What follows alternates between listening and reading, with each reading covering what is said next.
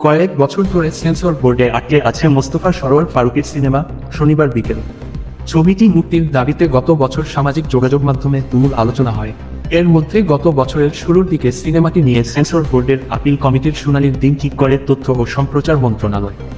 শুনানি শেষে পরিচালক জানতে পারেন ছবিটির মুক্তি অনিশ্চিতের খবর।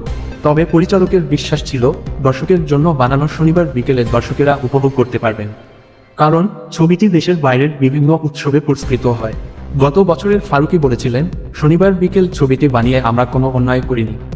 এ ছবি আটকে দিয়ে কে বা কারা আমাদের দেশকে হেয় করার চেষ্টা করছেন।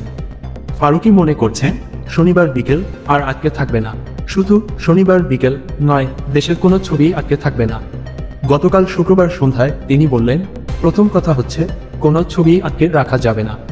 এই যে ছবি আটকানোর সংস্কৃতি, মানুষের মুখ বন্ধ করার সংস্কৃতি, সংবাদ মাধ্যমের গলা চেপে ধরার সংস্কৃতি, চলচ্চিত্র নির্মাতার গলা চেপে ধরার সংস্কৃতি, এসব সংস্কৃতি থেকে বাংলাদেশকে বের হয়ে আসতে হবে।